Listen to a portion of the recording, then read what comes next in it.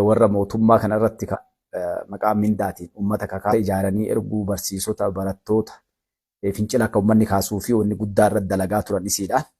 Isii kan ammallee peejii isaa irratti jawaar maxxansee jira ammallee mormii kanarraallee jechuudha. Warra isa hordofuuf isaafis deebisuun irratti dirqama kana gabbu'ee mootummaan isaa deebiin deebisu jecha nu irraa deebisa. Arra biyya bulchuu jira hawaasa keenya bakka bu'ee uummanni filate mootummaa uummanni filate wanni akkasii yeroo isiin dhufte nam deebisuuf nu jechuudha. Gaarii karaa kan lammataa ammoo waliigaltee diinota keenyaa. Diinonni sadi waliigalanii jiranii ifa gabbayee jira. Eenyu fa'a waliigalee kan jedhus waliin laalla inshaallah rabbiraa taate walii gaggabaabsine jechuudha. Gaarii qaree bareedduu ilmaan Oromoodhaa mootummaa Itoophiyaa akkuma kaasiin dura deemaa turetti muummichi ministeera Dr. Abiy Ahmad Aliidhaa yeroo dheeraadhaa fi waa'ee biyyaa qabeenyaa ikonoomii waan hundaa irrattu haasaa yeroo baay'ee paarlaamaa irratti gaafiinis gaafatamee deebiin godhamee jira. Isa kanaan wal qabatee mootummaa Itoophiyaadhaa uummata Itoophiyaatiif warroota keessaa dalaggootaa fi mindaan akka dabalamu asiin dura simamee ture. Har'a ammoo kaa'uun haaruuf isinis hedduun keessa argitan jedhee an fudhuu fi qabadhee isinii dhufeeni. Mootummaa Itoophiyaadhaa dalaggoota biyyattiitiif warra mindaan isaanii duraan 4,760 gara 6,000tti oliisuudhaan warra mindaa gadii irraa gadii jechuudha xiqqaa 4,760 irraa gara 6,000 toliisse 4,000 rasni deebi'a warri duraan mindaan isaanii 4,760 gara 6,000tti ol guddisee fi warra mindaan isaanii 21,492 gara 39,000tti ol guddisee jechuudha mootummaan. Eebbifamtoota digirii duraa qaban yookaan digirii tokko qaban jechuudha. Warra kanneenii fi mindaa duraan 6,940 gara 11,500tti mootummaan ol guddisee jira jechuudha. Warra hafanillee gartanii hojiilee adda addaa keessa jiraniif akka dabalamu waadaan seenamee jira jechuudha. Kanaaf wal qabatee biiliyoona 100 fi biiliyoona 60 birriin Itoophiyaadhaan mindaa duraa irratti dabalame. Mindaan waggatti bahu kan waggatti mootummaan Itoophiyaa baasu jechuudha. Baajanni mootummaan waggatti baasu hojjettootaaf biiliyoona 500 fi biiliyoona 60 jechuudha. Sadarkaa biyyittuu hin jirtuuf mindaa mootummaan kun baasu kana fakkaataa jechuudha.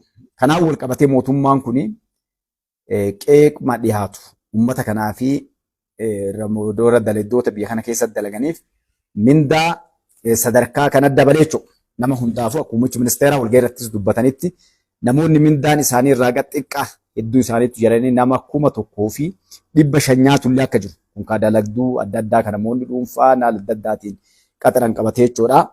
Kanaaf mindaan amma dabalamaa jiru kun haala ikoonomiin biyyattii deemaa jirtuu fi walumaa galatti laallamee namootaaf akkaataa gartee mindaan isaanii ikonoomii biyyi qabdu waliin ga'utti dabalame jechuudha. Kana irratti wanni isin himuu barbaadu maaliif kun gartanii fulbaana dhufu kanarraa eegalee yookaan akka maskaram lakkoofsa Itoophiyaatitti mindaan kunniin warroota kanneen dabalamaa jechuudha.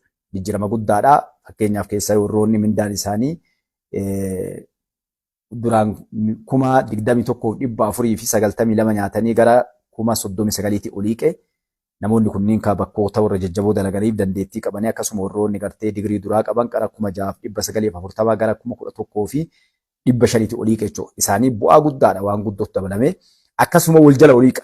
Laala wanni himaa turre wanni yeroo baay'ee uummata keenya isin hubachiisaa turre. Namoonni keenya akka hubatu barbaannu maalidha?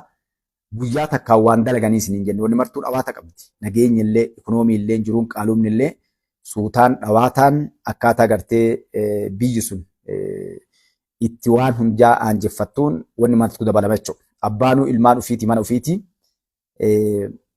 yeroo galiin isaa ol ka'e horii isaa dabalaa daara waan baasu uffata gaarii waan ijoolleen barbaaddu godhaaf gaaf kaan akkuma humnaatiin jiraatanii jechuudha.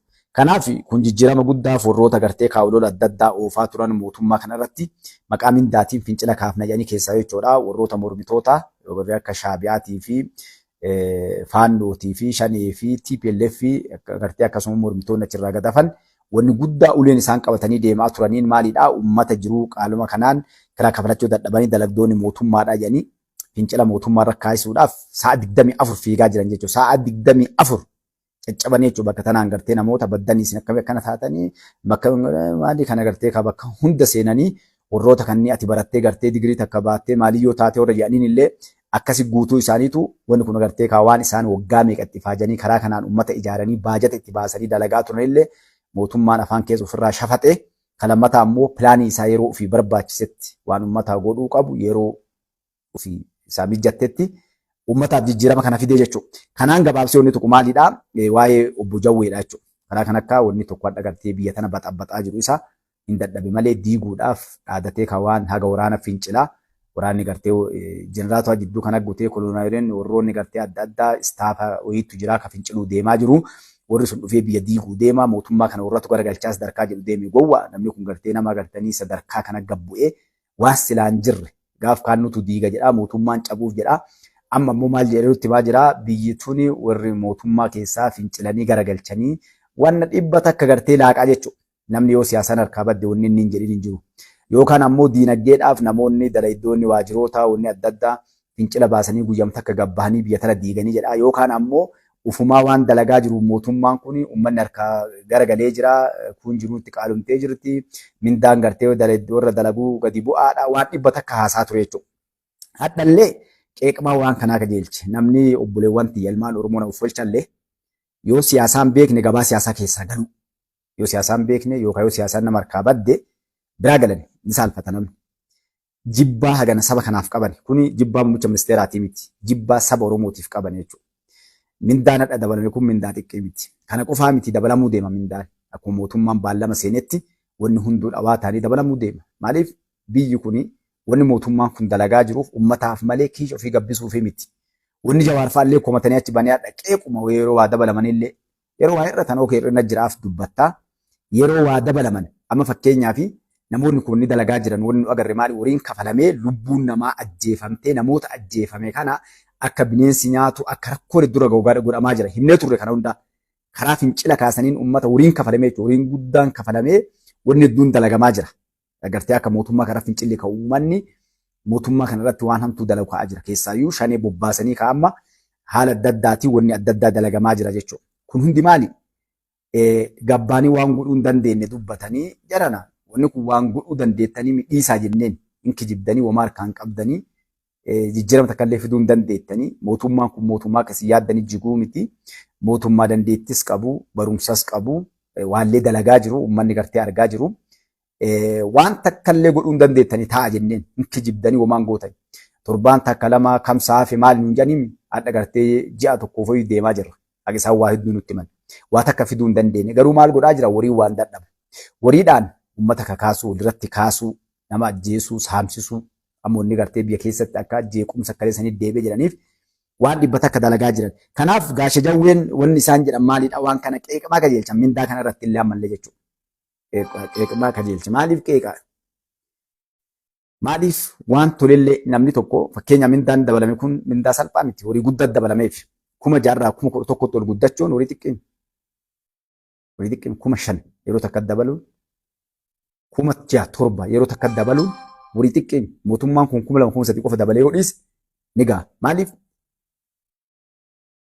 Namoonni biyya keessatti hojii dalagaa jiran kunniin maatii ofiillee horachaa biyyallee guddisan. Namoonni gadiin garuu hin beekne maaliif? Deengadda warri doktoroonni ogeeyyii fayyaa ba'anii hedduu hidhaa jira. Mana murtii deddeebi'aa jira. Warra hidhamee jira. Warra diniinaan bira dabramee jira. Warra hojii irraa ari'amee jira.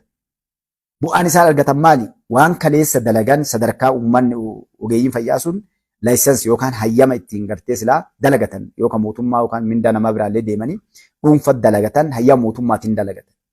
Mootummaa yeroo inni biyya guddisu jiru jijjiirama keessa jiru yeroo gartee namni wal gargaarutti dhagaa ittiin darbattu. Namoonni hedduun kan humna hin qabne ijoolleen biyya arabaa warri daaspooraa jiran biyya keessa raayyaa ittisa biyyaatiif gartee bishaan abbaayaatiif waan danda'een namni waan qaburraa cabseeti morkatti seenee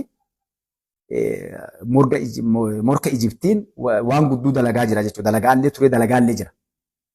Namoonni sadarkaa ufiin bahanii biyya tana jijjiirranii gabbanii yeroo kennanii akka biyyoota guddatteetti humna ofiitiin dalagantu jiran. Biyya Ameerikaa osoo ilaaltan ijoolleen iskoolaa fedhiin baateetiin gartee mootummaa gargaarti. Biyyuma guddatte san keessatti warri amma biyyoota guddatte kee jiru ni jiranii ijoolleen iskoola kee jirtu dhattee mootummaa waa gargaarte akkasiin jechuudha. Mindaa malee fakkeenyaaf uummata warra manguddoo nyaachisuu hojiilee adda addaa waan silaa dalaguu danda'an tokko bartee dalagan kun koominiitiidhaan biyya gasgeetu sammaaliif biyya teennaa biyyi teennaa akkasiin guddatu cinaa dhaabbannee ikoonoomii mootummaa irraa waa qabachuu qabna jedhaniiti biyya guddatte keessatti fakkeenya Ameerikaa akkasitti dalagan ilmaan qabnaa ofii keenyaa garree ofii keenyaa yeroo barbaadeen namni torbaanii warra torbaanii guyyaa lama sadii firii mootummaa dalagu jira. Deemee waajjira dhaqee bakka hojiin jiru akkasiin ganda yookaan qabalee jedhan kana jechuudha. Namuu dhaqee waan silaa dalagamu waan gartee uummata kiyyaa biyya tiyyaa fi waa dalaguu barbaadaa tola humna kiyya kennee torbaanii guyyaa lama sadii jedhanii yookaan guyyaa takka namni yoo danda'e sa'a lama sadii kennuu jira. Dalagan. Ka biyya keenyaa garuu naa kenni nyaadhaa malee as kenni malee biyyi kun maaltu irraa hir'atee akka biyya kana gargaaraa jedhu hin qabnu jechuudha. Maaliif warri biyya alaa sanitti biyya guddattetti yeroo ofii kennanii fakkeenyaaf guyyaa 8 dalaga guyyaa 5 dalaga namni Ameerikaatti hojii xiqqaa qabu. Kun guyyaa 6 dalaga. Kana keessaa guyyaa sila lafa oolan san warra dhaqeetiin firii akkasiin boqonnaa ofii dhiisee mootummaa dalagu jira jechuudha.